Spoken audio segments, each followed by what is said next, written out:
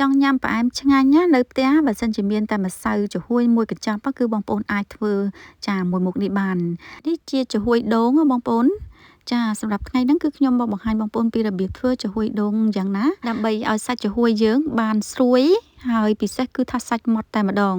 ហើយនៅពេលដែលយើងយកមកញ៉ាំគឺវាអត់មានអៀចទេបងប្អូនហៀទឹកអីហើយនិយាយពីរសជាតិវិញគឺឆ្ងាញ់ហើយបើសិនជាបងប្អូនធ្វើហើយយកទៅទុកក្នុងទូទឹកកកចាកន្លះថ្ងៃឬក៏ពី3ម៉ោងមុនសិនមុននឹងយើងយកមកញ៉ាំបងប្អូនគឺកាន់តែមានរសជាតិឆ្ងាញ់ហើយពិសេសសាច់ចំហុយហ្នឹងគឺស្រួយតែម្ដងបងប្អូនចាឥឡូវកុំឲ្យខាតពេលយូរដំបូងគឺខ្ញុំមានខ្ទិះដូងចំនួន1លីត្រហើយស្ករសហ្នឹង200ក្រាមខ្ញុំយកវាទៅចាក់ចូលគ្នាហើយនឹងអំបិលបន្តិចបន្ទាប់មកខ្ញុំមានទឹកចំនួន150មីលីលីត្រម្សៅចំហុយហ្នឹងចំនួន11ក្រាមសម្រាប់ម្សៅចំហុយគឺបងប្អូនអាចប្រើម៉ាកអីក៏បានដែរខ្ញុំប្រើម៉ាកកែវរូបកែវហ្នឹងណាហើយខ្ញុំចាក់ម្សៅចំហុយចូលទឹកកូរវាឲ្យសព្វសិនទើបនេះខ្ញុំយកវាទៅចាក់ចូលជាមួយនឹងខ្ទិះដូងហើយនឹងស្ករសចាចាក់កូរចូលគ្នាឲ្យសព្វហើយទើបនេះខ្ញុំដំឡើងភ្លើងចានេះខ្ញុំមិញហ្នឹងគឺបើកភ្លើងខ្សោយមែនតែនហើយដំឡើងភ្លើងហើយតិចនិចដែលធ្វើឲ្យចំហុយយើងម៉ត់ល្អបងប្អូនគឺកុំដាំទឹកចំហុយទឹកខ្ទិះដូងនឹងឲ្យពុះ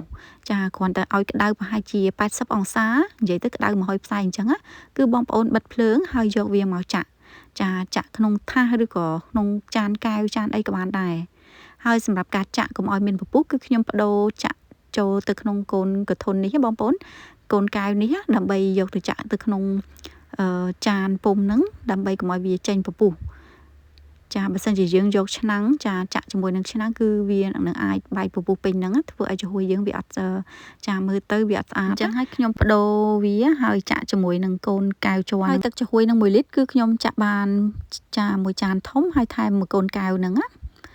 បន្ទាប់មកគឺយើងត្រូវទុកវាឲ្យត្រជាក់ចាត្រជាក់ទៅគឺចំហុយហ្នឹងវាកកហើយគឺបងប្អូនអាចយកទៅញ៉ាំបានហើយប៉ុន្តែដូចនេះខ្ញុំជម្រាបបងប្អូនមុនហ្នឹងអញ្ចឹងបើសិនជាចង់ឲ្យចំហុយហ្នឹងវាកាន់តែឆ្ងាញ់ចាគឺយើងត្រូវទុកខ្លះសេវាសិនណាចាទុកក្នុងទូទឹកកកកន្លះថ្ងៃឬក៏ពី3ម៉ោងអីសិនណាបងប្អូនចំហុយយើងវាកាន់តែមានរសជាតិឆ្ងាញ់ចានិយាយទៅគឺញ៉ាំទៅត្រជាក់ហើយស្រួយពិសេសសាច់ចំហុយឡើងស្រួយ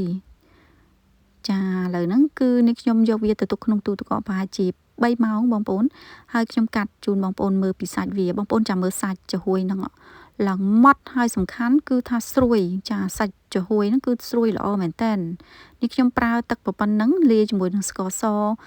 ខ្ទិះដូងប៉ុណ្ណឹងបងប្អូនមកល្មមចានិយាយទៅត្រូវវាវល់ប៉ុណ្ណឹងគឺបងប្អូនបានចំហុយដ៏ឆ្ងាញ់សាច់ចំហុយចាមិនជ្រាយហើយនៅពេលដែលយើងទុកយូរក៏វាអត់អៀចឬក៏មានទឹកអីសើមអីដែរបងប្អូននិយាយទៅស្ងួតល្អមែនតើចាធ្វើលើកហ្នឹងគឺថាធ្វើបានចំហួយឆ្ងាញ់ហើយយើងអាចពុតបានអត់បងប្អូនឃើញអត់មានទុនអៀចឬក៏អីទេនិយាយទៅគឺថាមកស្រួយឆ្ងាញ់តែម្ដងណាចានេះខ្ញុំខ្លះសេប្រហែលជា2 3ម៉ោងហើយធ្វើចំហួយហ្នឹងបងប្អូនញ៉ាំឆ្ងាញ់នៅពេលដែលមេឃក្តៅចាមេឃក្តៅហើយយើងធ្វើចំហួយញ៉ាំត្រជាក់បែបហ្នឹងផ្អែមត្រជាក់បែបហ្នឹងគឺថារសជាតិគឺឆ្ងាញ់មែនតើចាហើយនេះខ្ញុំកាត់វាជាដុំអញ្ចឹងហើយរបៀបធ្វើនេះបានចំហួយអត់ផុយទេបងប្អូនចានិយាយទៅមកល្មមឆ្ងាញ់ចាចូលចិត្តមែនតើបងប្អូនញ៉ាំលេងអីណាចាម្ដុំគឺថាឆ្ងាញ់ហើយនេះខ្ញុំដាក់ស្ករប៉ុណ្ណឹងអត់សូវផ្អែមទេបងប្អូនមកឡំសម្រាប់បងប្អូនណាដែលគាត់ចូលចិត្តបែបរៀងផ្អែមបង្អែមរៀងផ្អែមអីណាចាបងប្អូនដាក់300ក្រាមទៅស្ករសនេះខ្ញុំដាក់វាតែ200ក្រាមទេ200ក្រាមមកល្មមចាអត់ផ្អែមទេបងប្អូនញ៉ាំទៅតែម្យ៉ាងដែរបងប្អូនពេលយើងធ្វើចំហួយឬក៏ធ្វើអ្វីអត់សូវផ្អែមចាញ៉ាំទៅវាអត់សូវទ្រាំទេចាបងប្អូនអាចធ្វើទៅតាមចំណង់ចំណូលចិត្តសម្រាប់ខ្ញុំប៉ុណ្ណឹងមកល្មមតែសម្រាប់ម៉ាក់ខ្ញុំគាត់ថាស្ទើរផ្អែមចាអញ្ចឹងហើយបានសម្រាប់បងប្អូនដែលគាត់ចូលចិត្តផ្អែមគឺគាត់អាចថែមស្ករហើយមើលសាច់ចំហុយខ្ញុំមកបងប្អូនដូចនំអញ្ចឹងចានិយាយពីថាឡើងម៉ត់ហើយឡើងស្រួយសាច់ចាហើយពិសេសគឺថាសាច់ចំហុយគឺអត់ផុយទេចំហុយខ្លះពេលដែលយើងលើកគឺថាបាក់បងប្អូនចាកាន់ទៅគឺថាវាបាយខ្ទេចប៉ុន្តែចំហុយនេះបងប្អូនសាច់ឡើងម៉ត់ហើយពិសេសគឺថាស្រួយហើយចាវាអត់ងាយបែកអញ្ចឹងណា